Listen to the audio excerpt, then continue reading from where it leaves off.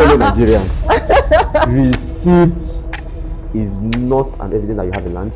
Receipt is not an evidence that you've gotten this off-plan building.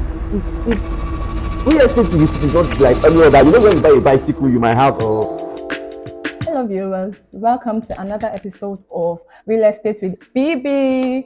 I am your humble host, Miss Thelma Moma. Real Estate with BB is where we get to talk about the good, the bad, and the ugly in real estate and real estate investment. On set with me today is Mr. Meshach Jerry, also known as Mr. Legacy. Nice to have you on set today, sir. Thank you for having me on set. It's an honor to be in the second episode of Real Estate with BB. Okay, so yes, today's topic is about off-plan projects and what the investors need to know about off-plan projects. Is it real? Is it not real?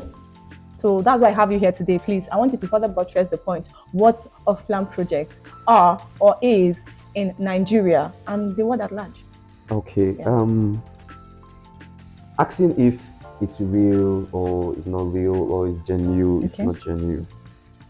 It's real, it's profitable, and at the same time, some are not really genuine. Okay. You know. But first of all, let me guide us to what real or off-plan project is. Off-plan project, or when you're going into off-plan investment, is you acquiring or buying a property when it's at its building stage or design stage, thereabout, and you're buying it because at that time it's cheaper.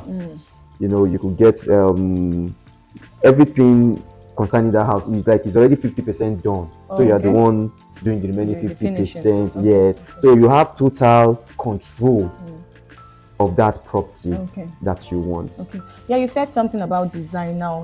When getting an off-plan project, do you necessarily have to follow a certain design or you do your own thing?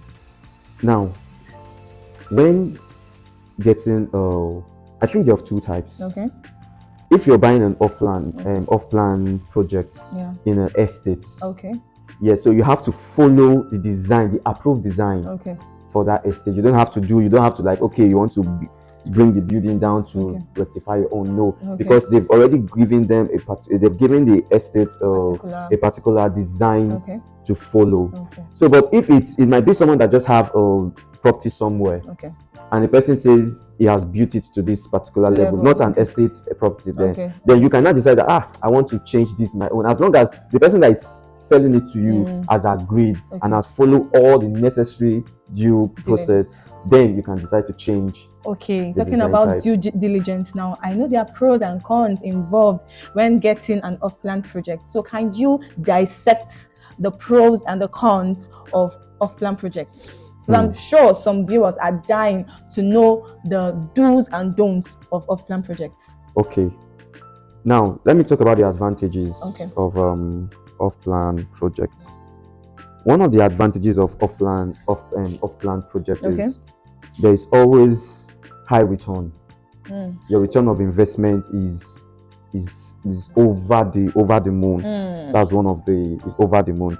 Secondly, you acquire an off-plan project you always acquire it at a cheaper rate compared to when it's already built, finished. It's already built, because more materials have been put into a finished house. So even though if you're selling a finished house to me, you're not going to sell it in the hand. You want to make your gain and everything. So buying it at that place is buying it off-plan is cheaper.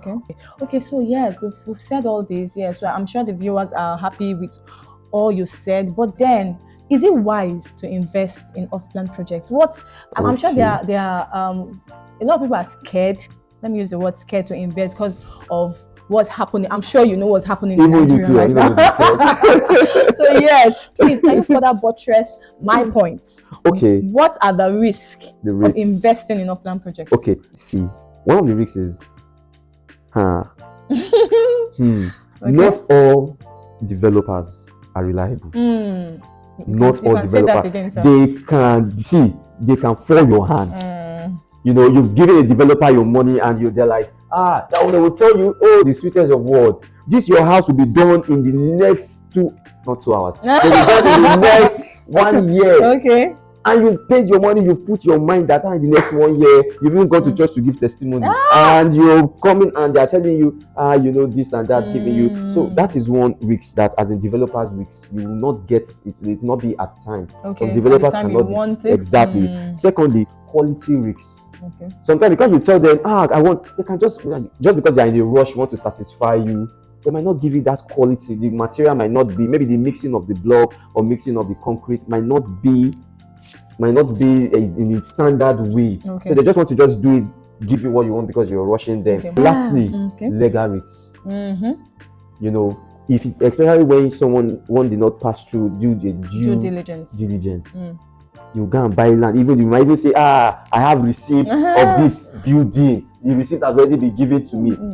My fellow Nigerians, receipts is not an evidence that you have a land. Receipt is not an evidence that you've gotten this off-plan building.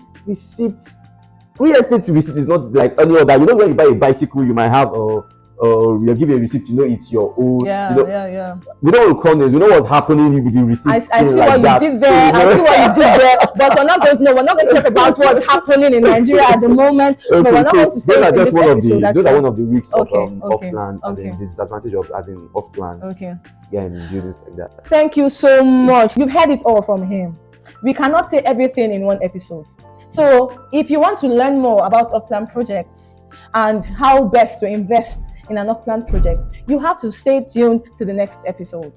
Till that time, I still remain your humble host, Miss Thelma Amoma. And on set with me, like I said before, is Mr. Meshach Jerry, also known as Mr. Legacy. Thank you so much for coming on board. Thank you very much.